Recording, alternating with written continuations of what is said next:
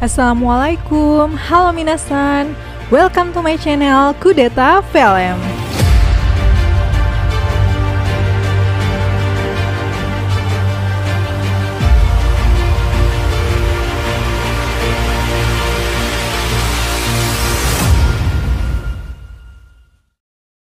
Gimana kabarnya hari ini?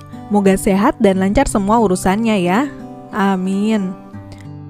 Film yang akan kita bahas kali ini adalah salah satu film Korea keluaran tahun ini berjudul Unlock dengan genre drama, misteri, dan thriller.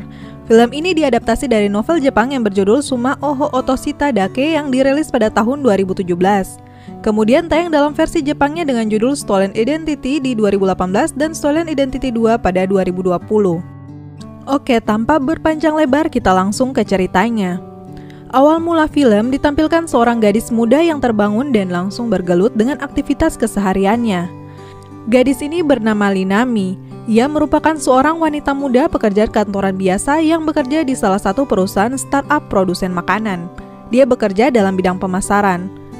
Diperlihatkan segala aktivitas masyarakat Seoul yang tidak dapat lepas dari telepon genggam, baik media sosial, messenger, game data pekerjaan, transaksi jual beli, dan lainnya menggunakan handphone.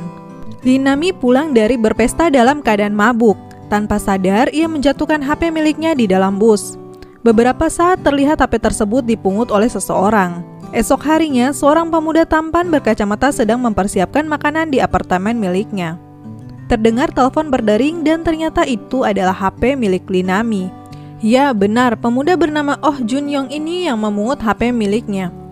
Eunju, teman Linami, menelpon, tetapi Jun-young tidak langsung berbicara dan malah menggunakan aplikasi suara perempuan untuk berkomunikasi.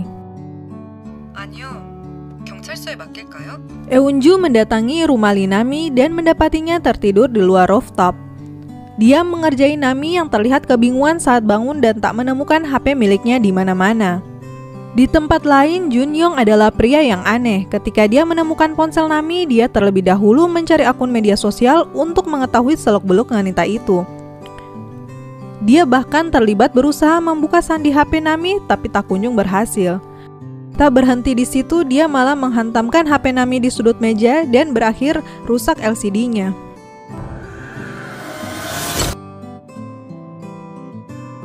Scene selanjutnya ditemukan mayat di tengah hutan yang sepertinya ulah dari pembunuh berantai. Terlihat polisi masih menginvestigasi kasus tersebut. Detektif Woo Ziman menemukan petunjuk pelakunya yang mengarah kepada putranya Woo Jun-young. Tetapi dia tidak ingin mempercayainya dan berdebat dengan rekan kerjanya. 똑같은 영양제가 피해자랑 같이 묻혀 있었다. 새끼가 사람을 죽여? 말이 되냐? 그 소심한 애가 무슨 사람을 죽여? 대체 그렇지. Karena detektif ini ternyata sudah berpisah dengan anaknya selama 7 tahun. Linami sangat dekat dengan ayahnya. Dia kadang datang untuk membantu ayahnya di kafe milik ayahnya. Walau mereka tidak tinggal bersama, ayahnya sangat menyayanginya. Jun-young menelpon ke kafe dan membatalkan pertemuannya dengan Nami dengan alasan layar HP-nya telah rusak dan sudah mengantarkannya ke tempat servis dan meminta Nami untuk mengambilnya sendiri. Tentu saja saat menelpon dia masih menggunakan aplikasi pengubah suara. Nami yang tak curiga sama sekali mendatangi alamat tempat servis HP itu. Dia mengisi formulir yang anehnya pada salah satu poin di formulir tersebut dimintai kata sandi HP. Terlihat Jun-young yang memakai masker melayani Nami. Dia memperbaiki HP Nami dan dengan sentuhan terakhir berkat sandi yang ditulis Nami, dia meletakkan peretas perangkat pada ponsel Nami.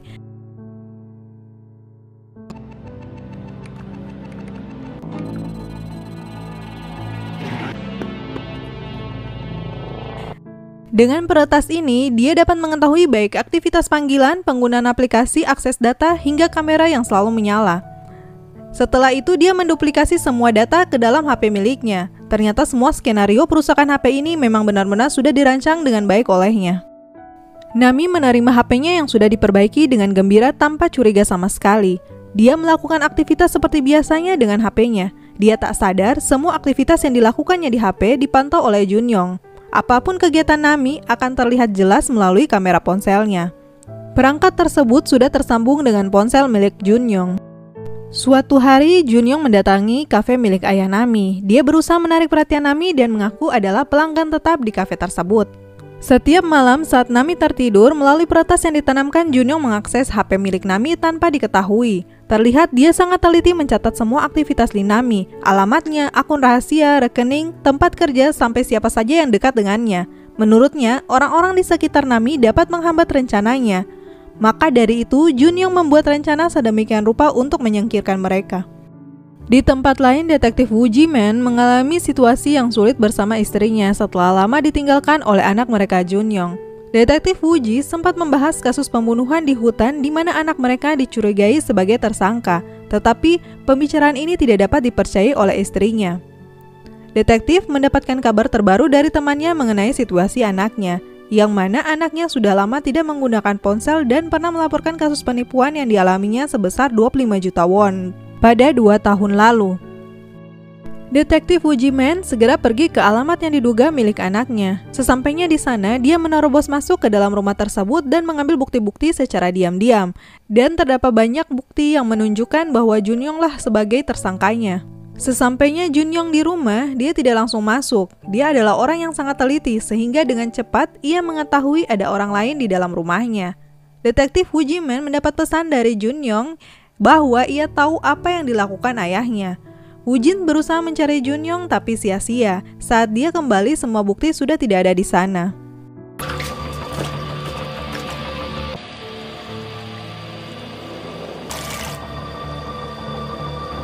Junyoung mendatangi kembali kafe ayah Nami. Seperti biasanya, dia berusaha menarik perhatian Nami dengan menjual tiket konser yang selama ini dicari oleh Nami.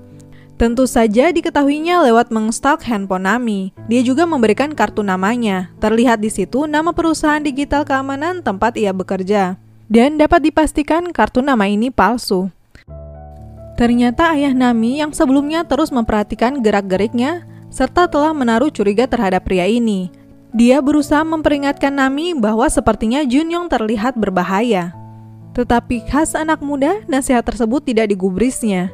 Nami malah balik memarahi ayahnya dan tentu saja situasi ini dilihat oleh Junyoung lewat HP kamera Nami. Malam itu, sahabatnya Eunju mendatangi rumah Nami. Dia kabur dari rumah karena ada masalah keluarga sehingga dia harus menginap di rumah Nami malam itu. Malam yang sama, ayah Nami mendapatkan paket dan saat akan mengambil paketnya di depan rumah, Junyoung memukulnya dari belakang dengan keras hingga pingsan.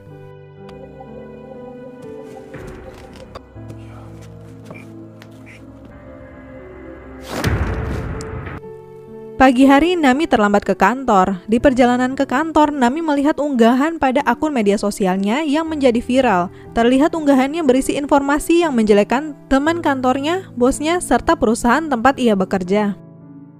Tentu saja ini adalah ulah Junyoung yang sudah mulai melancarkan aksi jahatnya untuk menghancurkan Nami mulai dari karirnya. Sesampainya di kantor, Nami langsung dipecat. Padahal sebelumnya Nami adalah pekerja keras di kantor dan ia adalah orang kepercayaan bosnya. 제가 범인 잡을게요. 범인 잡...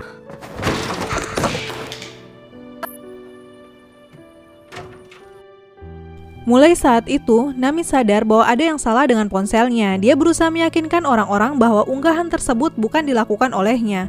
Nami juga diyakinkan sahabatnya bernama Eunjung bahwa hal tersebut tentu bukan perbuatannya. Mereka berdua berusaha menyelidiki apa yang terjadi. Terlihat Junyoung sangat menikmati kondisi Nami saat ini. Di sampingnya, ayah Nami terbangun dan memohon agar Junyoung tidak menyakiti Nami. Junyoung pun menjelaskan hanya dengan mengakses HP seseorang, dia dapat mengetahui semuanya tentang orang itu dan dapat melakukan apapun kepada orang itu. Di tempat lain di dalam hutan, polisi disibukkan dengan telah ditemukannya sisa mayat yang lain yang terkubur di sana, sehingga total mayat menjadi 7. Detektif Woo Ji-man akhirnya meyakini bahwa anaknya benar-benar pelakunya.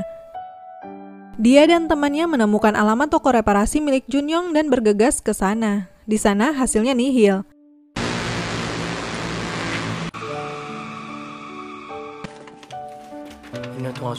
Saat yang sama, Nami menyadari sesuatu dan bersama polisi datang ke tempat servis HP sebelumnya. Dia bertemu dengan kedua detektif di sana. Akhirnya Nami menyadari bahwa pelaku peretasan HP adalah Junyoung, sekaligus tukang servis HP di situ. Tanpa memberitahukan kepada Nami bahwa Junyoung adalah tersangka kasus pembunuhan berantai, mereka kemudian menyusun rencana untuk memancing Junyoung di kediaman Nami. Kedua detektif berjanji akan melindungi Nami. Mereka kemudian melancarkan aksinya saat di perjalanan pulang. Nami mengecek Junyoung dan meminta tolong untuk mengecek jika laptopnya juga diretas. Terlihat Junyoung telah sampai di depan rumah Nami. Kedua detektif beraksi untuk menangkap Junyoung, akan tetapi pria tersebut tidak mengakui bahwa dirinya adalah Junyoung. 뒤돌아. 이 새끼야.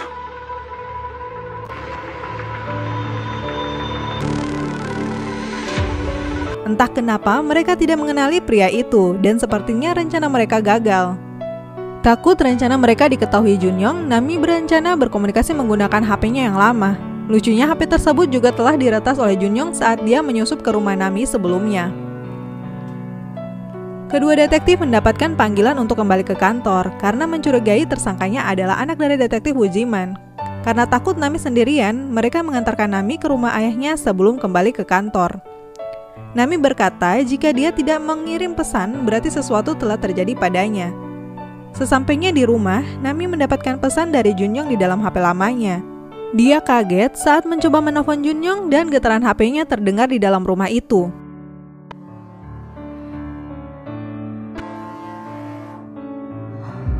Nami berlari dan mendapati ayahnya tidak ada di sana. Akhirnya dia dapat bertemu dengan Junyoung. Di perjalanan ke kantor, kedua detektif mendapatkan telepon dari teman mereka yang mengatakan bahwa telah mengetahui identitas jasad korban yang ditemukan setahun yang lalu. Dan itu adalah jasad Junyoung, anak detektif dari Wujiman. Tentu saja mereka tidak mempercayai hal itu. Di tempat Nami, terlihat ayah Nami disekap di dalam bathtub. Terlihat air hampir menutupi wajahnya. Melihat hal itu, Nami histeris dan ingin menyelamatkan sang ayah. Pria itu mengancam Nami untuk mengikat kakinya dengan tangannya sendiri. Melihat ayahnya, Nami sangat sedih dan menyesal.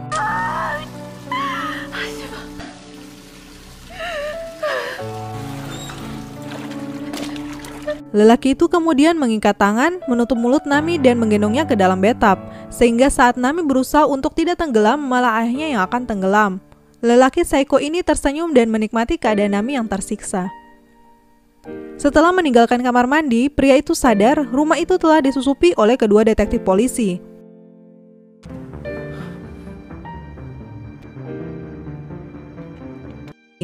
Mereka berhasil mengamankan lelaki itu dan mengeluarkan Nami dan ayahnya dari bathtub tadi.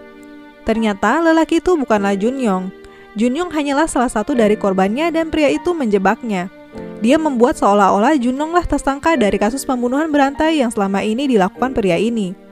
Menyadari kenyataan pahit itu, detektif Wujiman menangis dengan penuh penyesalan. Dia kehilangan akal sehatnya dan mengarahkan pistolnya ke kepala pembunuh itu, tetapi dia masih ragu untuk mengeluarkan tembakan. Nami yang sedari tadi sudah sadar melihat ayahnya yang mendapat pertolongan dari detektif tapi tak kunjung bangun. Dia telah diselimuti amarah yang sedari tadi mendengarkan dan melihat pembunuh itu dari jauh. Nami bangun dan mengambil pistol milik detektif di sampingnya. Dan tanpa ragu Nami menembak dengan kejam pembunuh itu.